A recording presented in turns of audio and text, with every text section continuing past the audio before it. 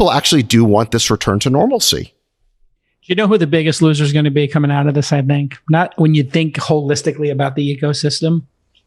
It's going to be the media, because they have made an absolute fortune over the last 4 or 5 years picking a side. What is the point of watching Rachel Maddow January 20th? What is the point of tuning into Fox News or reading the hysterical opinion page of the New York Times?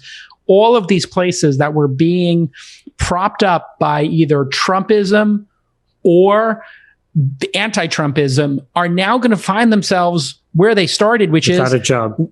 Without a job. And we just wanted you to tell us the news and tell it to us straight. Right.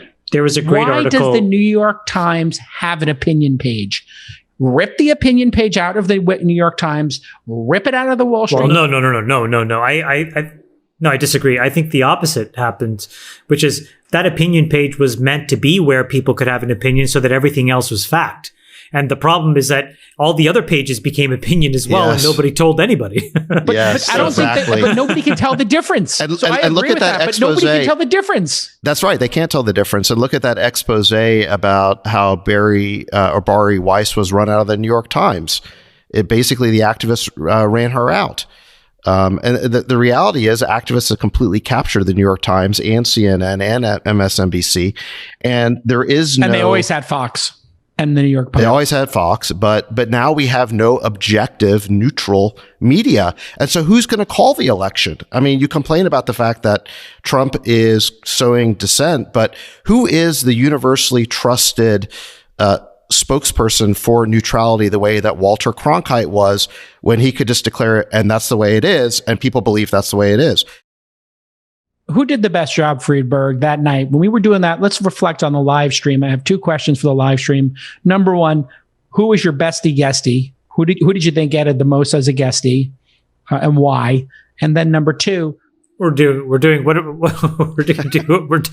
do a poll, a human value poll.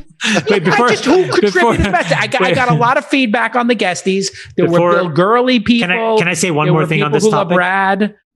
Before we go there, there was a really good article in the New York Times about Maggie Haberman, right? And Maggie, who's a fantastic journalist, but built an entire career, it really amplified, came to a head in 2016, and she just scoop after scoop about Trump. But the most impelling thing about that whole article was somewhere near the third of the way from the bottom. She's like, look. At the end of the day, she said something like, I'm dispensable and I know it.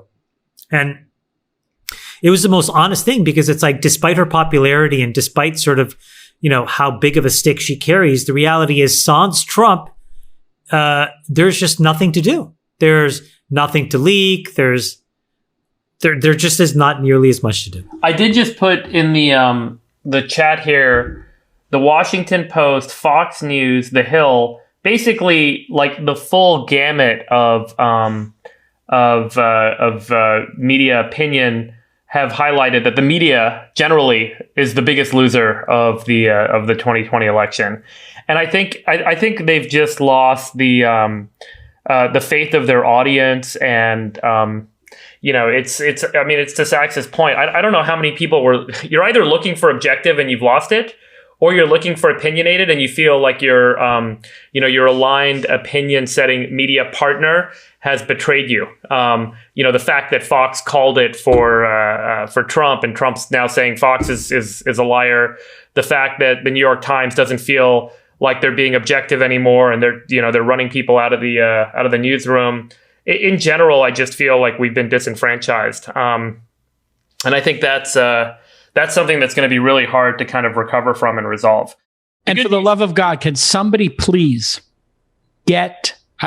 I don't want you to break any laws, but however, if we could read the Slack channel of the New York Times reporters leading up to the 100 days of this election, that would become the greatest best-selling book of all time. To watch the New York Times writers bicker with each other. Sacks, I mean, we could do 10 hours on that.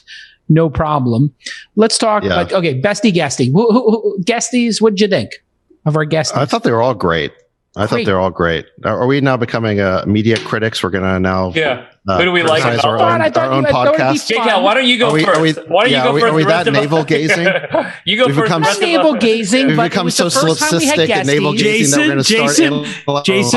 Jason wants to throw Muth under the bus. Go ahead, Jason. You start. No. Au contraire. Does anyone have a video they want to share? One person on the pod who had to put Muth in his place, and it was not the point guard in this case. Somebody pulled a Draymond and pulled Helmuth to the side and said, "Stop! You got to pass the ball." I do think Brad did a great job. He had some great insights. I think Bill Gurley had some great insights. I think it was just a really good job of getting some people to rotate in. I enjoyed it. Yeah, I thought